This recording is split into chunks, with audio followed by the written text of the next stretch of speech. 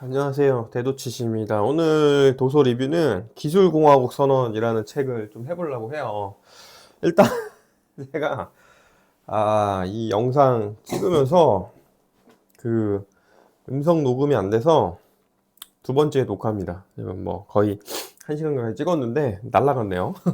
날라갔다기보다 음성이 녹음이 안 돼 있어서 뭐 처음부터 다시 찍게 됐습니다. 그래서 뭐 그런데 어쨌든 이 책은 좀 재밌는 책이에요.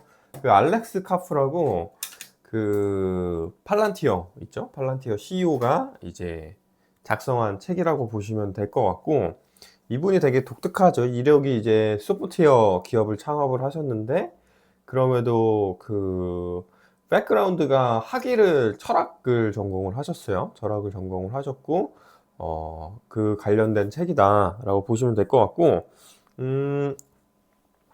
어떻게 보면 좀 선언적인, 정말 선언이에요. 그러니까 우리가 이제 종교개혁할 때 그 마틴 루터가 이제 신교를 선언했듯이 마치 그런 느낌의 책이라고 보시면 될 것 같고, 영어로는 원제로 테크놀로지컬 리퍼블리카라 그래가지고 제가 영어 원서를 먼저 읽어봤는데, 제가 좀 영어가 딸리다 보니까 그 책을 솔직히 다 읽고 나서 좀 이해를 아예 못했어요. 거의 뭐 이게 뭔 소리지? 막 이 정도 수준이었는데, 이거 좀 번역서가 나와서 읽어보니까 이게 이 소리구나. 그리고 또 훌륭하신 분들이 이제 유튜브에 이런 것들 리뷰 혹은 이제 좀 카푸 관련된 얘기들이 있다 보니까 좀 이해를 되게 돼서 좀 리뷰도 이런저런 이유로 좀 해보게 됐다라고 보시면 될 것 같고, 재밌습니다. 구성 자체 되게 심플해요. 4개 파트로 되어 있고요. 4개 파트가 순서가 요거라고 보시면 될 것 같아요. 지금의 시대에는 옛날의 핵무기만큼의 이 파급력이 소프트웨어 분야에 있다. 소프트웨어 분야에 있는데, 야, 이 소프트웨어 개발하는 놈들이 그만큼 파괴력이 있는 건데, 너네 왜 자꾸 이제 쓰잘데가 없이 이제 사람들이 이제 그 눈 현혹해가지고 이 광고 때리는 거나 하고 앉아있냐. 근데 왜 그런 짓을 하나 보니까 미국 정신이 공동화돼 있다는 거예요. 옛날에 이제 미국이란 나라를 근간을 잃었던 뭐 미국 정신, 미국적인 생각과 사고 방식에 대한 것들이 아예 아노미 상태다. 그래서 너도 좋고 나도 좋고 다 옳다. 이런 시대가 돼 있어서 이거 문제가 있다라고 얘기를 하고 있고, 근데 미국적인 사고가 뭐냐라고 하면 실리콘밸리에는 이제 그 엔지니어링적인 사고방식을 갖고 있는 사람들이 많은데, 이거는 약간 머스크가 말했던 제일 원칙에 의거한 사고방식과 비슷해요. 모든 것의 사물의 근원적인 원리를 파고들고 그 근원적인 원리를 바탕으로 이제 사고를 이제 이끌어가고 무언가를 구동하고 개발하고 이제 해결해 나가는 뭐 그런 것들을 이제 엔지니어링 사고방식이라고 보는데, 그 미국 정신이 공동화되어 있는데 실제로는 우리가 생각할 때 엔지니어링적인 사고방식이 좀 미국적인 것 같다. 그게 진짜 미국적인 생각이지. 그게 실리콘밸리 산실이잖아. 이게 약간 카프가 생각하는 미국인의 느낌인 것 같고, 그 다음에 이제 얘기하는 거는, 이게 책을 좀 그 맥락을 제가 좀 봐야 되는데, 그거라고 보면 돼요. 그러니까 이제 지금의 기술 개발은 너무 빠른데 법률이나 우리가 얘기했던 대의민주주의로 됐던 이 선거제도에 의한 발전은 너무 더디다.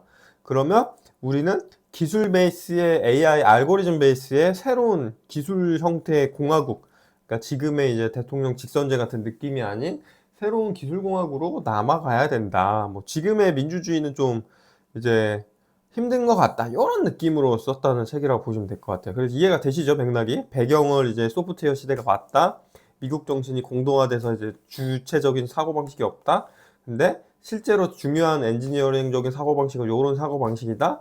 기술공화국이라고 하는 새로운 미래가 있는데 그쪽 방향 우리가 가자. 요런 정도의 느낌으로 좀 작성이 돼 있다. 라고 보시면 될 것 같아요. 그래서 이게 한 번 찍었어가지고 이게 좀 피가 남아있는데, 이런 느낌입니다. 이게 베이스를 제가 이해할 때는 시대라는 걸 크게 4개 시대로 제가 나눠서 본 거예요. 옛날에 의미의 시대였습니다. 종교 혹은 이제 국왕 혹은 어떤 우리가 살아야 되는 이유라고 하는 게 있었죠. 그러니까 모두가 동의하는 어떤 이상적인 인간상이 있었고, 뭐 그렇죠. 공자가 얘기하는 군자 같은 느낌도 거기에 포함이 되죠. 왕을 위해 충성을 하거나 하느님을 위해 목숨을 걸거나 이런 것들의 시대가 있었는데, 그게 이제 자유민주주의 사회가 오고 대통령 선거제나 이제 헌법 베이스의 시대로 바뀌면서 규칙의 시대로 바뀝니다. 우리가 모든 사람들이 동등하다고 평경 이제 살아야 된다고 했을 때, 그것을 운영하기 위해서 어떤 식으로 규칙을 짜고 이렇게 움직여야 되나라고 하는 지금의 대의민주주의 사회라고 볼 수 있죠. 요거인데, 그 다음에는 이제 코드의 시대로 넘어가야 된다. 코드의 시대라고 하는 거는 이제 우리가 컴퓨터 작동하고 하는 게 우리가 생각하는 대원칙으로 이미 다 작성이 돼 있는 거잖아요. 그리고 그걸 베이스로 이제 그냥 프로그램이 돌아가듯이 이 시스템도 그렇게 돌아가야 된다라고 하는 게 이제 넥스트 스텝으로 좀 보고 있는 것 같고, 거기서 한 발짝 더 나가면 이제 알고리즘 시대가 되는 거죠. 알고리즘 시대라고 하는 건 이제 AI라고 하는 건 우리가 규칙을 크게 설명해 주지 않아도 원인과 결과값을 보고 막 트레이닝 해가지고 그거에 맞는 최저값을 찾아가잖아요. 그것처럼 어떤 최저값을 찾아가는, 이제 그걸 기술공화국의 시대로 넘어가는 이 스텝 바이 단계고, 우리는 이제 규칙의 시대에서 코드의 시대, 그리고 알고리즘의 시대로 이제 우리의 전체 이 뭐라 그래야 될까, 다수의 사람들을 움직이는 시스템을 바꾸자, 요런 느낌으로 좀 써있는 책이다라고 보시면 될 것 같고, 알고리즘 시대에 대표적으로 조금 다크사이드하게 쓴 영화라고 하면은 아이로봇이 저는 좀 생각이 나거든요. 아이로봇이, 영화를 보신 분들도 있을 텐데, 아이로봇이 내용이 그거예요. 그러니까 로봇한테 제일 원칙을 주입을 해줍니다. 제일 원칙이 뭐냐, 인간을 보호해라, 인간을 해치지 마라. 그리고 인간을 막 보호해요, 아이로봇이. 근데 어느 날 로봇이 갑자기 인간들 다 때려 잡아가지고 감옥에 넣어버립니다. 감옥이라기보다 그냥 모아놔요, 갑자기. 그래가지고 윌 스미스가, 야, 이 개자식들, 원래 너네 못 믿을 놈들이었어. 로봇들 막 잡으러 가는데, 로봇이 왜 그 짓을 했냐라고 하면은, 거기서 얘기하는 로봇이 얘기하는 거 그거예요. 제일 원칙은 인간을 보호하는 건데, 야, 내가 보니까 인간들은 너무 폭력적이야. 야, 너네끼리 싸우잖아. 근데 나는 인간을 보호해야 되거든? 그래, 그러니까 너네 싸우지 않게 내가 보호해줄게. 이래가지고 그냥 다 가둬버리는 거예요. 그쵸? 이게 어떻게 보면 AI 시대가 이제 더 넘어간다 그러면 되게 안 좋게 보는 것 중에 하나의 미래가 될 수 있을 텐데, 어쨌든 그런 것도 있고, 뭐 알고리즘 시대가 뭐 되게 이제 좋아지는 시대로 그린 거는, 뭐 태평성대 그린 거는 잘 모르겠어요. 뭐 그런 SF도 있는지 모르겠지만, 어쨌든 카프가 얘기하는 시대는 기술의 발전에 비해서 우리가 얘기하는 헌법, 제도, 사회적인 합의 이런 건 너무 느리니까, 그거를 이제 대체하는 새로운 거에 대한 어떤 선언이라고 보시면 돼요. 그러니까 말 그대로 선언입니다. 말 그대로 선언. 이렇게 가자, 뭐 이런 정도의 느낌인 것 같고, 이제 파트 1부터 얘기를 드리면 소프트웨어 시대인데, 이제 핵무기만큼 위험하다 이거예요. 이제 핵무기만큼 AI가 너무나 파괴적이고, 이게 그러니까 권력이라든가 어떤 이 무력, 방위력 이런 것과 이제 관련이 없을 수가 없다, AI라고 하는 게. 야, 이게 우리가 무슨 식빵 팔고 이런 게 아니잖아. 근데 AI 만드는 애들아, 너네는 왜 이렇게 그 국방력과 이런 거에 관심이 없니? 그리고 그걸 왜 자꾸 나쁘다고만 생각하니? 라고 하는 게 카프의 주장이에요. 카프의 주장이고, 그렇게 얘기하는 거에서 제가 이해한 맥락으로는, 이게 왜 파격적이냐, 이거 모두가 느끼지만 조금 언어로서 설명을 해서 풀어서 보자면, 인간이 이렇게 나약한 신체를 가지고도 호랑이나 늑대나 이런 곰, 그쵸? 곰한테 우리 찢겨 죽죠? 그리고 고릴라, 우리 인간 중에 아무리 강한 인간도 태어난 고릴라가 가지고 있는 그 악력 힘은 못 이깁니다. 그쵸? 예전에 영상 하나 봤던 것 중에 이제 고릴라가 그냥 이렇게 그 수박 이렇게 통치니까 이제 반으로 나눠지던데, 사람들 중에서는 그렇게 하기가 어렵죠. 어쨌든 인간은 그런 존재인데, 왜 세상을 지배했냐라고 보면 결국에는 지능을 활용한 거잖아요. 지능이라고 하는 거는 어떤 일종의 문제를 해결하는 능력인데, 문제를 어떻게 해결하냐. 옛날에는 인간이 스스로 생각해서 자기 손으로 뭔가를 해결했어요. 뭐 사냥을 하든지 뭔가 하든지 이런 식의 상황이었는데, 최초의 돌도끼 이런 것들이 나오는 도구라고 하는 게 나왔고, 이제 일부 역할을 도구한테 줘버렸죠. 예를 들어 사냥을 할 때 활을 쓰고, 물건 옮길 때는 바퀴를 쓰고, 도르래라는 걸 써가지고 이제 물을 길어 오르고, 지렛대를 써가지고 적은 힘으로 큰 힘을 이제 옮기게 되고, 이런 것들이 도구로 했었는데, 그게 이제 되게 오랜 기간 이어지다가 기계라고 하는 게 발전이 됐죠. 산업혁명 때 기계라고 하는 건 뭐냐, 이렇게 해야 하는 건데 반복돼 있고 에너지만 주입이 되면 자동화가 돼서 만들어집니다. 뭐 방적기, 컴퓨터, 전기통신, 기계, 우리 지금도 기계사에 살고 있죠. 그런 것들 에너지만 있고 인간이 이렇게 수행하라는 것만 해주면 반복적으로 하면서 우리가 갖고 있는 문제를 해결해 줍니다. 그러면서 이제 생산력이 폭발했죠.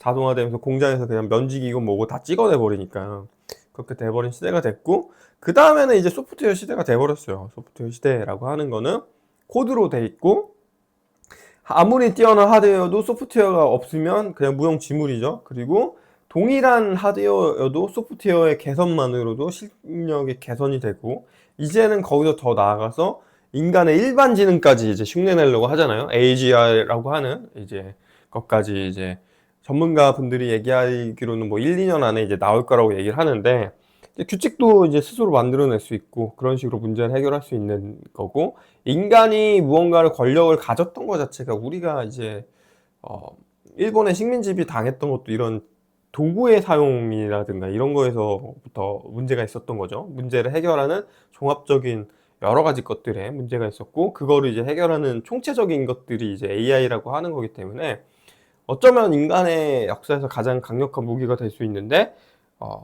좀 너무 도외시한다, 실리콘밸리라고 하는 데서는 그런 식의 얘기가 좀 많이 나옵니다. 그 얘기하는 거고, 그리고 얘기하는 게 그런 거죠. 이제 거대한 담론이나 우리가 불편할 수 있는 문제들을 그걸 짚고 해결하고 자기 주장을 펼치고 나가야 되는데, 그거 싫으니까 그냥 문제 안 되는 것만 한다. 그러니까 뭐 AI 가지고 뭐 나노 바나나 뭐 이런 거 해가지고 뭐 만들기나 하고, 그게 가상치나 한 얘기냐, 이런 식의 주장을 해요. 그러니까 그쵸. 뭐 핵무기 가지고 이제 원자력 발전소 만든다, 이건 오케이인데 핵무기 가지고 전쟁을 억제할 수 있어야지, 뭐 이런 거고. 대표적인 게 그런 거예요. 예를 들어서 미군이 어디에 현장에서의 어떤 파병이나 이런 데서 필요한 AI를 만든다 그러면 뭐 구글이나 이런 데서 이제 반대한다, 이런 거예요. 그리고 그거가 옳지 못하다고 생각을 하는데, 잘못됐다. 너네 생각을 해봐라. 미국이 그러니까 그러니까 미국인 입장에서 카프가 봤을 때 국가라는 게 있고 통치 체제라는 게 있고 우리가 얘기하는 체계가 있으니까 거기서 다 행복하게 사는 거야, 아이들아. 원래 뭔 생각을 가지고 그렇게 반대를 하니? 라고 하는 게 이제 카프 주장인 거고, 그래서 이제 AI 관련해서 좀 해야 된다, 뭐 이런 식의 얘기를 한 거고. 그 다음에 좀 문제로 뽑는 게 그거예요. 미국 정신이 공동화됐다는 거지. 비었다. 그러니까 아노미 상태다, 아노미. 한마디로 얘기하면 아노미. 그러니까 뭐가 옳고 뭐가 그르고 뭐 이런 거 없이 그냥 너도 좋고 나도 좋고 다 좋아, 뭐 이런 식의 느낌인 건데, 이거는 사조가 그렇죠. 현대인의 가장 큰 것 중에 하나인 것 같아요. 지금 현대인은 모두가 옳다고 생각하는 근원적인 정답이 있는 인생이 없어요. 그쵸? 근데 정답에 가깝다고 생각하는 게, 야 모르겠으니까 돈이나 많이 벌자, 요거지만 사실 실질적으로는 그렇지 않죠. 그거를 과거랑 비교해보면 딱 나오는데, 처음에 이제 서양 철학에서 봤을 때 서양인들은 이제 일리아스가 뭐냐면 그리스 시대 때죠. 그리스 시대 때 어떤 영웅적인 서사담인데, 그때는 하도 도시국가들끼리 전쟁하고 서로 막 이렇게 뭐 땅 뺏고 막 침투하고 막 이러니까 이상적인 인간상이 전쟁을 잘하는 용감한 그런 영웅이었던 거예요. 그러니까 이제 거기 일리아스라는 대서사를 보고 그리스에 있는 많은 그 젊은 남성들이었겠죠. 대부분 남성들이 저렇게 살아야 되는 거고, 그 국가적인 컨센서스가 성립이 된 거죠. 저렇게 용기 있게 적이 나타나면 물리치고 용기 있게 무언가에 맞서 싸우고 막 이런 거가 있었단 말이에요. 근데 그러다가 무슨 일이 일어나냐면 로마가 다 통일을 해버립니다. 전 세계 통일을 한 건 아니지만 막대한 영토를 가지고 이제 야 더 이상 팽창할 필요 없어, 야 더 가봤자 야 노예들 야 이거 관리하기도 힘들어, 야 그만라고 하는 데까지 갔고, 그때 이제 로마의 체제가 이제 바뀌어요. 이상적인 인간상이 이제 바뀝니다. 이제 성경을, 기독교를 이제 채택을 하죠. 채택을 하면서 옛날에는 전쟁이 일어나면 나가서 싸우고 위기에 모험을 하고 이런 게 이제 이상적인 인간이었다면, 성경 시대에서는 하나님의 말씀, 그러니까 이웃을 사랑하고 뭐 이런 것들, 뭐 말 잘 듣고 제사 잘 지내고 기도 잘하고 뭐 이런 느낌이었단 말이에요. 그러니까 로마가 기독교를 왜 공인했냐라고 보면 제가 볼 때는 그건 거예요. 그러니까 이미 다 통일이 된 상황에서는 이거를 이제 안정적으로 유지한 게 중요한데, 그러면 안정적으로 유지하기에 적합한 충성도 있는 무언가 썸띵이 필요했는데 기독교가 딱 거기에 맞았던 거예요. 딱 보면 기독교 교인들 굉장히 충성스럽죠. 그리고 되게 평화로웠어요. 그쵸? 왜냐면 뭐 로마에 이제 뭐 대항하게 사실 뭐 군사력도 안 되기도 했지만 평화로웠고, 굉장히 이 체제 수능적으로 만들기 쉬웠단 말이에요. 그러니까 그 성경이라는 걸 채택해서 이상적인 인간상이 그걸로 생겨버립니다. 그래서 이제 중세 시대, 뭐 어떻게 보면 암흑의 시대라고 얘기할 수도 있는데 그 시대를 지나가죠. 그래서 이상적인 인간상은 성경에서 말하는 인간상이야라고 하다가 그것도 이제 문제가 누적이 돼가지고 이제 이성주의가 굽힙니다. 그래서 이성, 인간의 이성, 나 개인을 위한 삶, 과학적인 거, 신이라고 하는 거를 맹목적으로 믿는 게 아니라 원인과 결과를 찾는 거, 프린키피아 막 이런 것들을 찾아가지고 이성을 가지고 이성적으로만은 모든 것이 옳다고 봤단 말이에요. 그리고 그때는 이제 다윈의 진화론이 약간은 열이 우위, 그러니까 우위와 열세, 그러니까 맞나요? 우세와 열세? 뭐 그쵸? 우생학적인 그게 좀 되게 발전이 했죠.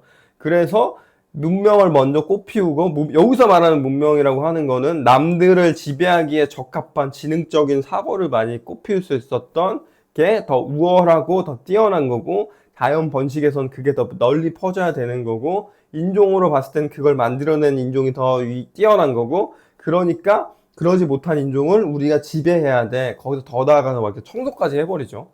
그쵸? 인종 청소까지 가버리고, 이성주의라고 하는 게 어떻게 보면 과학주의인 건데, 그게 그런 식으로 가버립니다. 그래서 세계대전이 나고, 많은 사람들이 죽고, 막 이렇게 됐다가, 그 다음에 와서 현대사회에 와서 유엔이나 이런 것들이 만들어지면서, 그냥 어떻게 보면 전쟁이라고 하는 게, 승자 없는 게임이라고 이제 생각이 딱 들게 된 거죠. 왜 그러냐라고 하면 어쨌든 누군가는 죽고 승전국이라고 하더라도 뭐 그런 것들이 있으면서 그때 이제 문명이나 이제 우생학적이나 이런 사고방식이 바뀌어요. 뭐로 바뀌냐? 우열이라고 하는 게 없다. 무언가 낳고 좋고 나쁜 그런 개념이 아니다. 그냥 다 좋은 게 좋은 거다. 그래서 요것도 좋고, 야, 이것도 좋고, 요런 느낌의 다원주의 시대가 열려요. 그러면서 이제 그쵸. 다운주의 시대가 열리게 됩니다. 그러면서 현대인의 어떻게 보면 지금의 우리의 모습인 것 같아요. 미국 정신이라고 얘기했지만 뭐 전 세계가 다 비슷한, 선진국은 특히 비슷한 선상을 겪고 있죠. 무엇이 옳고 그른가에 대한 그 공통적인 이상적인 인간상에 대한 게 없어요. 그쵸? 저것도 옳고 이것도 옳고, 그쵸? 저것도 말해줘야 되고, 뭐 레즈도 괜찮고 게이도 괜찮고, 뭐 기독교도 괜찮고 불교도 괜찮고 천주교도 괜찮고 돈 많은 사람도 괜찮고 돈 없는 사람도 괜찮고 여행 좋아하는 사람도 괜찮고 뭐 이런 느낌이란 말이에요. 물론 이제 굉장히 좋죠. 좋은데 여기에 다원주의에서 문제는 그게 없다는 거야. 규율이나 규칙에 대한 것도 너무 어그러져서 보니까, 야, 미국이란 나라 자체가 그 강력한 군권이 있어야지 다른 나라의 침략으로부터 우리가 대비할 수 있고, 경찰권이 있어야지 무고한 시민들을 지킬 수 있는데, 야, 그런 것도 없다 지금은. 약간 그런 느낌으로 여기서 얘기를 하고 있습니다. 그러면서 핵무기보다 강력한 AI가 있는데, 야, 그럼 이 뿌리를 지키는 데 써야지. 야, 너나 무슨 얘기 하는 거야 라고 하면서, 그럼 미국 정신 공동화된 게 문제가 있다 라고 얘기를 하고, 국가주의 얘기를 해요. 여기서는 중국의 부상이 가장 크죠. 사실 미국 사람들이 뭐랄까,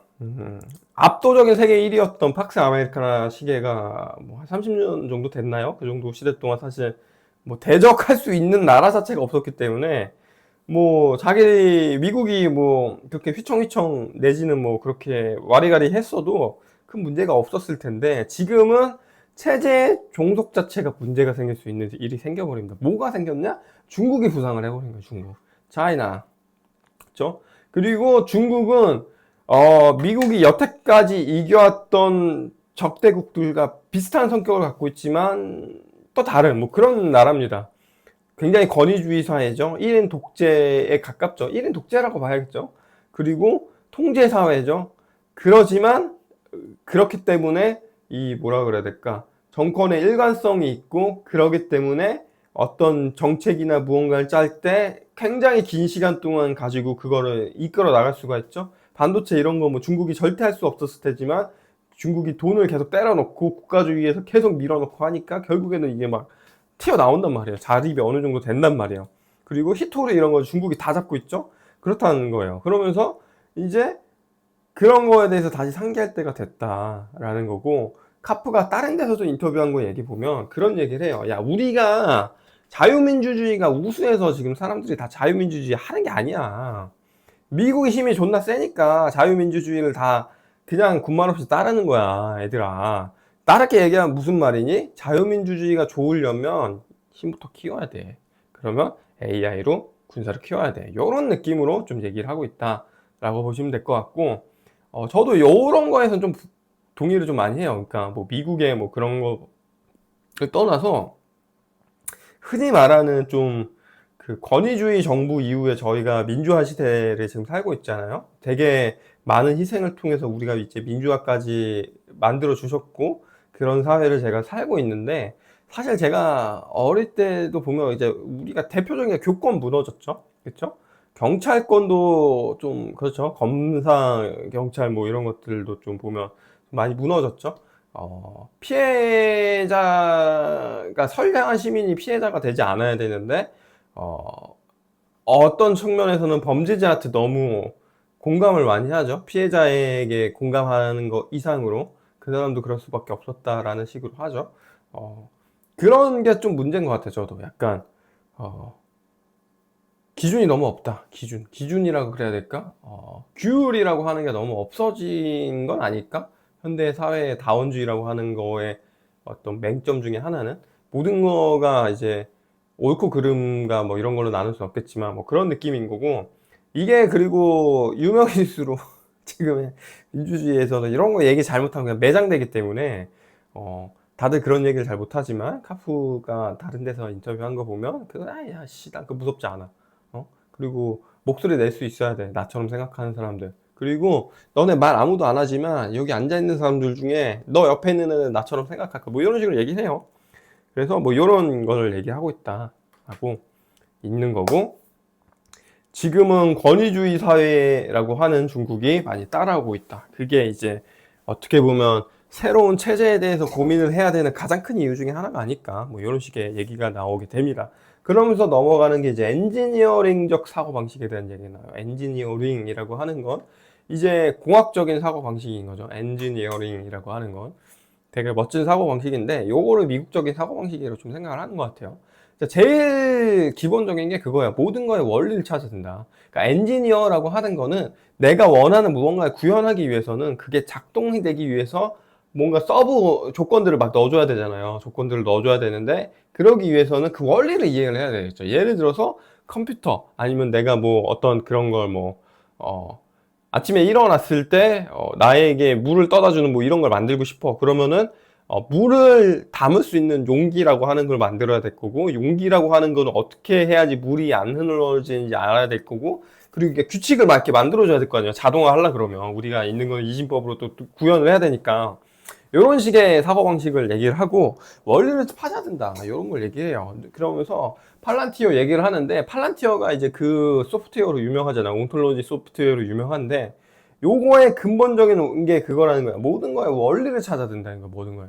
그러니까 누군가, 그러면서 이제 실제적인 얘기로, 누군가 이제 자기의 업에서 퍼포먼스를 못 낸다라고 하면은, 그거 열이나 그게 아니라, 야, 걔 열심히 안 한다고 욕할 게 아니라, 걔가 왜 그렇게 안 하는지, 인센티브가 뭐가 잘못됐는지, 그 전체 이 회사라고 하는 구성 요소에서 걔가 하는 의사결정에 어떤 영향을 미치는지 걔가 모르니까 그런 거야. 근데 팔란티어는 그거 다 알게 해준다? 라고 하면서 그런 얘기를 해요. 그러니까 온톨로지라고 하는 거에, 여기서 설명하기는 어렵지만 그냥 아주 쉽게 얘기하면 기본적인 맥락과 이런 거를 AI화 시키는 거고, 예를 들면 물건 하나를 샀을 때 나사와 볼트를 내가 사는 구매팀이라고 했을 때 그 나사와 볼트가 어디 가서 사용되는지 뭐 이런 것까지 뭐 얘기를 하는 그런 느낌의 그거라고 보시면 될 것 같아요. 그래서 뭐 모든 거에 원리를 찾아야 된다, 뭐 이런 느낌이라고 보시면 될 것 같고, 여기서 얘기하는 거는 이제 실리콘밸리의 정신이라고 하는 게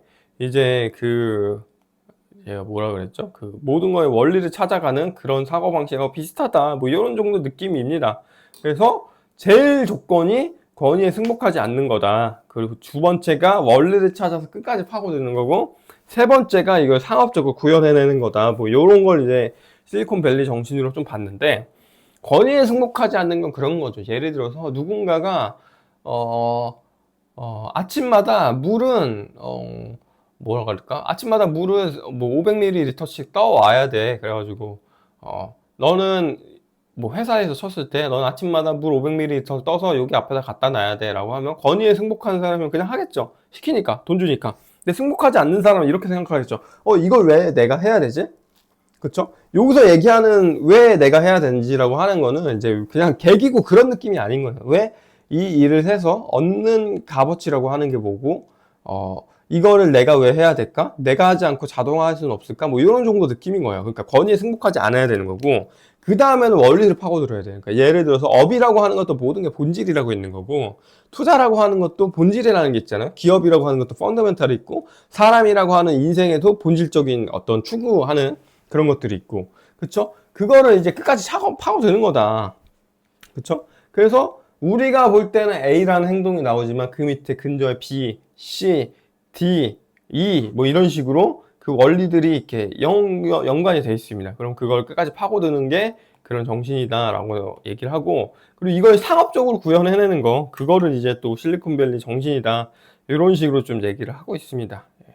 그래서 좀 재밌죠? 실리콘밸리 정신이란 이런 느낌이다 라고 하고 있고, 그래서 이제 그거죠. 기술공화국을 재건하자라는 건데, 이건 제가 처음부터 얘기했던 거랑 이어져서 그대로 갑니다. 우리가 음의 시대를 살았습니다. 무언가를 위해서 규칙 혹은 규칙이 아니라 어떤 신 혹은 영광 혹은 왕 뭐 이런 거를 위해 살았다면, 헌법, 법률, 규정에 따른 규칙의 시대로 와서 우리는 그거에 의거해서 판단받고 그거를 위해서 살고요. 그쵸? 그거에서 이제 코드의 시대로 넘어간다. 코드의 시대로 넘어간다는 건, 우리가 법을 만든다고 하는 거는 알고리즘적으로 이런 식으로 이렇게 만들어 놨고, 그러면은 그거에 기반해서, 야, 이러면은 이건 이거지. 그쵸? 지금은 뭐 재량권 어느 정도 판단할 수 있지만, 그게 이제 넘어가는 거죠. 거기서 자동화까지 간다. AGI까지 간다라고 하면은, 사실 법이라고 하는 것도 제일 헌법 정신에서 근거해서 그 민법, 뭐 상법, 형법 이런 데서 하는 가장 근본적인 그 사고 원리에 근반한 다음에 그걸 현실에 적용해 보는 거잖아요. 적용해 보고 판례를 보고 이제 여러 가지 것들을 조합해서 어떻게 보면 답안을 내는 건데, 그걸 이제 AI가 한다는 겁니다. 이제 기깔나게, 그쵸? 바둑하듯이. 저는 뭐 가능하다고 봅니다. 그렇게 가자는 거예요. 기술공화국에서 얘기하는 거는. 그리고 이게 더 효율적이다라고 얘기를 하고 있고, 일리가 어느 정도 있다. 어느 정도 있다. 그리고 사람들끼리는 어떻게 보면 가장 큰 합의라고 하는 어떤 헌법 같은 거를 같이 의견을 조율해서 만들어내고, 거기에 기반이 되는 이제 법률 뼈대 같은 것들을 만들어내고, 그 아래 것들에서의 어떤 이제 조정이나 뭐 감시나 이런 거 정도 해주면 되지 않을까, 그렇게 좀 생각이 듭니다.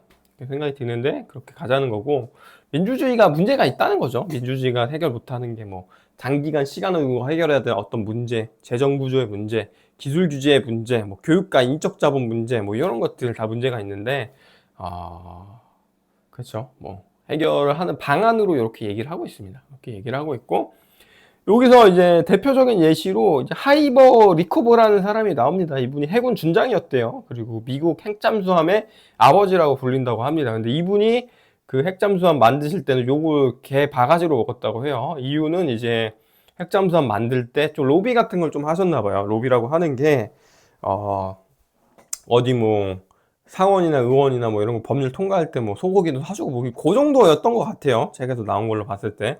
근데 그거 가지고 많이 공격을 당했다고 합니다. 근데 이제 그 카프가 볼 때는 그 업의 본질로 봤을 때, 미국의 군인으로 봤을 때 미국의 국방력을 강화시키는 거고, 강화시키는데 핵잠수함이 필요하다고 했으면 그거에 맞춰서 하는 하이버 리커버가 뭐가 잘못됐냐, 이런 느낌이에요.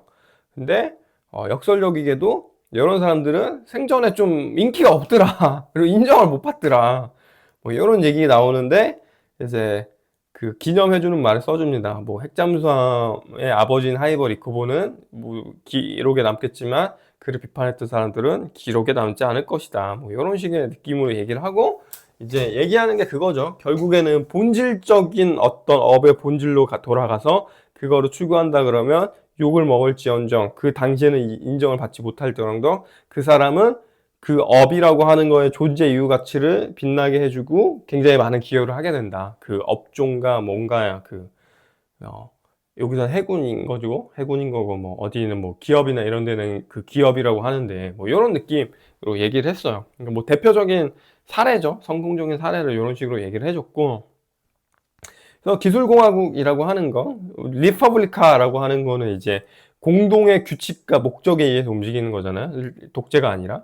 근데 그걸 기술 베이스로 바꿔 나가자. 그거의 시대의 어떤 맥락을 이렇게 얘기를 하고 있는 책이고, 재밌습니다. 그래서, 미국에서는 좀 이런 생각들도 이제 나오고 있구나. 어떻게 보면, 넥스트 민주주의에 대해서 고민하는 사람들도 있구나라는 거고, 어쩌면, 어쩌면 어떻게 될지 모르죠. 그런 것도 모든 것은 영원하지 않기 때문에 그렇게 갈 수도 있지 않을까.